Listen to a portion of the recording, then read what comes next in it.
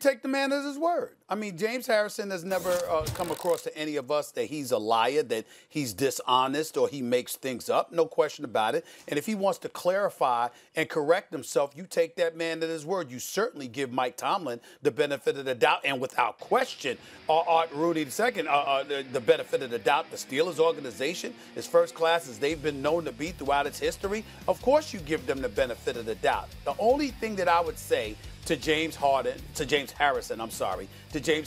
would be this. Bro, this is not a media creation. It's you. You said it. And you were not, evidently you were not complete in your thought process in terms of what you verbalized. You didn't give a complete assessment of what you meant until after all of this came out. You talked about 2010. We know what Bountygate was all about. We know why. Get Up and had interviewed Sean Payton along with various others. You know Jonathan Vilma and those guys are going to have to comment about something like that because anytime something like this happens, that's what you're going to think. You're going to think Bountygate.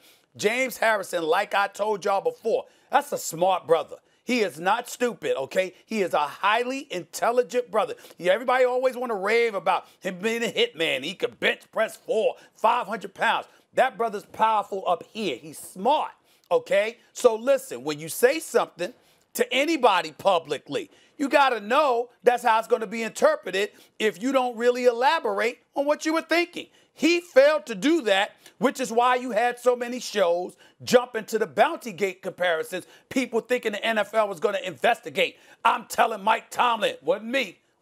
That's your point. That's you imitate Eddie Murphy and Raw. You deny it to the cows come on. Hey, wasn't me. That's what I said. That's why I said it, because James Harrison left it out there to be interpreted before his clarification. I appreciate the clarification. Yep. I believe him. It's a non-story now because of what he said. But he's the one that has to own the fact that he created the headlines to begin with by leaving it out there like that. Period.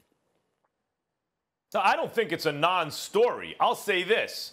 When we were asked to comment upon this, I approached it from a variety of angles.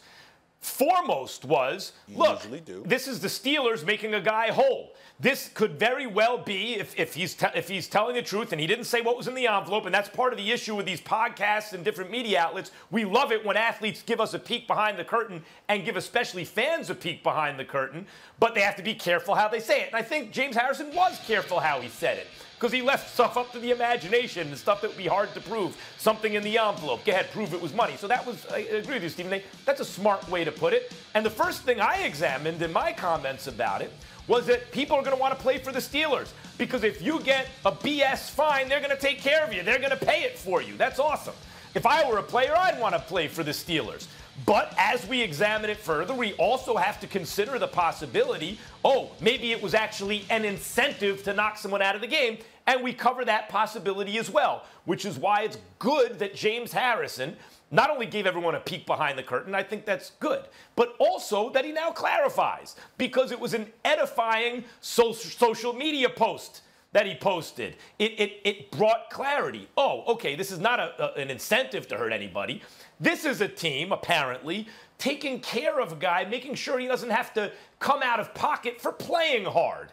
And it's good that James Harrison clarified, because it actually does illuminate the issue. And now, if we just take that issue, guys, if we just take the issue of the Steelers making sure one of theirs doesn't pay a fine that they really, in their estimation, shouldn't have to pay, that's great. Once again, I go back to the original point. Players who hear that are thinking, I'd like to play for that franchise. I'd like to play for that coach. Yes. But that's the good side.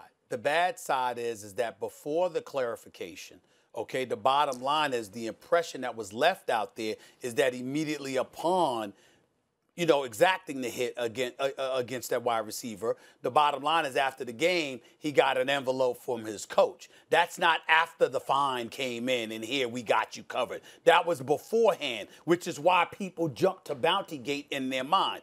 I'm saying you, James Harrison, you got to be careful about that. That's the impression, because that's what was. I'm not saying he said that. I'm saying it was left open to interpretation. You're jumping to the conclusion that, hey, it gives the impression that the Steelers as a team is looking to look out for one of their own. I'm saying that somebody could easily lean on the interpretation that, oh, after the game, coach came up to you and took care of you because he liked that hit. That's an entirely different connotation. No. Hold on. I disagree with that. I agree that it's a possible interpretation, but I think it's far less likely, or at least less likely. Like, you have to examine that possibility. But it's less likely the way he framed it then. Team wasn't going to make him pay a ridiculous fine. Because he said the G-est thing Mike Tomlin ever did why was everybody approach talking him about after the Bounty game Gate? and hand him the envelope. I'm saying because the fact that the G-est thing he did was after the game, he gave it to him. It wasn't like that makes it less likely that it was premeditated. In other words, it's more like, at least I took from it, I saw that you ain't going to have to pay anything. I'm going to try this again. But what I'm trying to say, Max, is at the top of the screen, it talks about Bounty Gate.